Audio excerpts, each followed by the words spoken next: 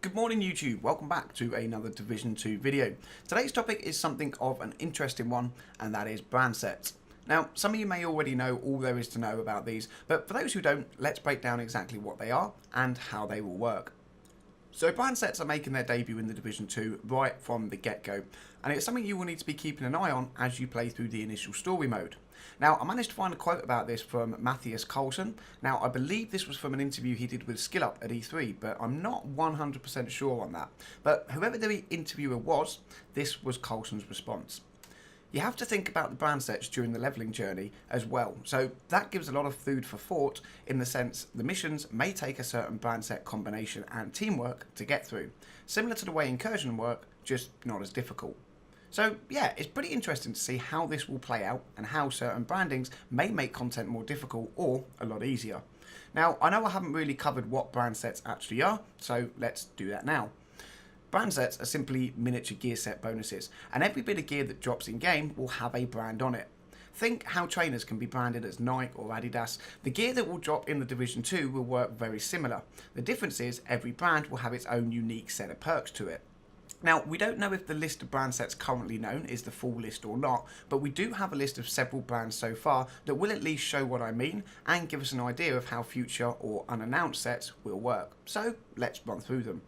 First up, we have Overlord Armaments. Now, this will give you a 7.5% armor percent bonus, plus 5% weapon damage, and plus 10% damage to elites. Now, it is worth noting, guys, here that obviously the first one will be for wearing one piece, very similar to gear sets. If you're wearing two pieces of the Overlord Armaments, you will then get the plus 5% weapon damage, and if you're wearing three pieces, you will get plus 10% damage to elite. So it works very, very similar to how the current gear sets work in the Division 1. Next up, we have the Petrov Defense Group. Now, this will give plus 8% LMG damage, plus 10% turret skill power, and plus 10% skill haste. Next, we have the Providence Defense. This will give plus 4% weapon damage, plus 10% skill power, and rather than a 3-piece perk, this set actually has a talent called Well-Rounded. Critical hit chance bonus for 6 seconds when completing a cover-to-cover move. Next, and I'm probably going to pronounce this wrong, we have the Sokolov Concern. This will give plus 10% SMG damage, plus 8% critical hit damage, and plus 10% critical hit chance. Next, we have the Wyvern Wear. This will give you 7% critical hit damage, 5% headshot damage, and 10% critical hit chance. Next, we have the China Light Industry set. This will give you 8% shotgun damage, 10% all resistance, and 10% skill haste. Now, this one actually, it is quite interesting to me. The 10% all resistance, that is a, I want to say skill or talent or statistic that wasn't exactly brilliant in the Division 1. So here's to hoping that some of the actual stats we get in game will be tweaked a little bit and they'll actually be a little bit more useful. Otherwise, sets like this might not be brilliant. Moving on then, we have the Richter and Kaiser set. This will give plus 20% pistol damage, plus 15% shield skill power, and plus 10% all resistance. Now, it is worth noting, guys, that some of these may change. You know, this was a demo build, and all of the talents on them may change, but this one seems really interesting to me. 20% pistol damage, 15% shield skill power with the all resistance. That could be the start of a really nice shield pistol build, but again, you know, we're going to have to wait and see if anything changes, but this is definitely a set I'm going to be keeping my eye on.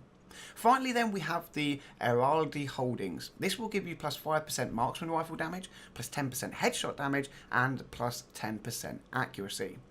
And that, as of the time of recording this, is the list of known brand sets and their set bonuses.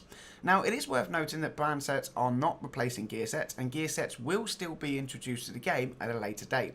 And Colton actually went on in his interview to state this. Brand sets are not replacements for gear sets, but they function very similar. All gear comes with a brand, bringing their own profile and style.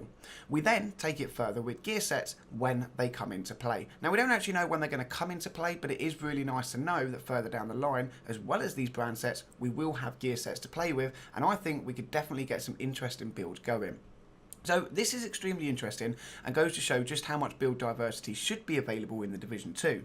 Now, we don't know anything as of yet about gear sets, but the fact we know how brand sets will work, I think it's safe to say that the introduction of gear sets on top of this could be very interesting, especially if gear sets can also drop as branded items too.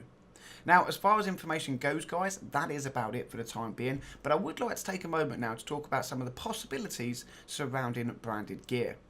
As we saw earlier in the video, some of the branded sets have some really cool bonuses to them.